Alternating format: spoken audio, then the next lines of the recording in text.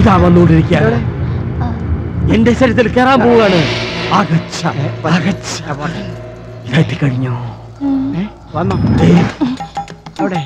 ഈ ആത്മാവ് അപകടകാരിയാണ്. വളരെ സൂക്ഷിച്ചു വേണം സംസാരിക്കാൻ. തെക്കുംകൂർ ദേശത്താവണിക്കുന്നിൽ നീലകണ്ഠൻ മകൻ ശേഖരപിള്ള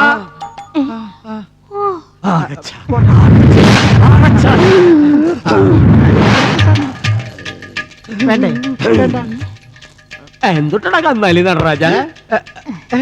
അമ്മാവൻ അമ്മാവന് സുഖാണോ? എന്തുട്ടാ കന്നാലി പറയണ സുഖ? ഈ ജന്മത്ത് അമ്മാവനായിട്ട് സംസാരിക്കാൻ കഴിയൂന്ന് കരുതിയതല്ല. പിന്നെ ഗുരുജി പറഞ്ഞതുപോലെ ബുഹാരിന്ന് എല്ലാം വാങ്ങിയിട്ടുണ്ട്. ചിക്കൻ, മട്ടൻ, ചാപ്സ്, പിന്നെ ദേ ചാരായോ, ഒഴിച്ചടിക്കാൻ ഗ്ലാസും. സൂപ്പർ സാധനല്ലേ? ജീവിച്ചിരിക്കുമ്പോ പച്ചവെള്ളം തന്നില്ലെങ്കിലും ഇപ്പൊ തന്നൂലോ. അതായിരുന്നല്ലോ സ്വഭാവം. ചിക്കൻ. അയ്യോ, വലിയേട്ടൻ ചിക്കൻ കഴിക്കില്ലായിരുന്നു. എന്തുട്ടടി കൊടുക്കാത്ത സംശയം? എളിശാവിയെ അവിടത്തെ എല്ലാം കഴിച്ചു. അതാണ് സെറ്റപ്പ്. മോനെ, വലിയേട്ടൻ ഒരു ഗ്ലാസ് അടിച്ചാ ചിരിക്കും, അടുത്ത് എനിക്കറിയും. പിന്നെ വൈലന്റ് ആവും, സൂക്ഷിക്കണം മോനെ. എന്തുട്ടടിയോട് അടക്കം പറച്ചില്ലേ? എന്നാലും എന്റെ പെങ്ങളും മോന് ഇപ്പോഴെങ്കിലും ഓർത്തുല്ലോ. അത് മതിയുടെ കന്നാലി. അയ്യോ, വലിയേട്ടൻ കരയാൻ തുടങ്ങി.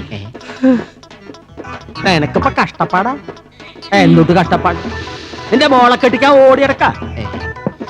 നിന്റെ കിടാങ്ങൾക്ക് സുഖാണ്. എടാ ശാവിയെ, നാട്ടുകാർക്ക് പണം പലിശക്ക് കൊടുക്കണത് ശരിയല്ലട്ടാ. നിനക്കൊക്കെ സൂചിച്ച് ജീവിക്കാൻ നമ്മുടെ അപ്പനപ്പൂപ്പന്മാര് നിധിയാ കുഴിച്ചിരിക്കണേ. ഞാൻ മരിക്കണതിന് മുമ്പ് നിന്നോട് പറയണമെന്നുണ്ടായിരുന്നു.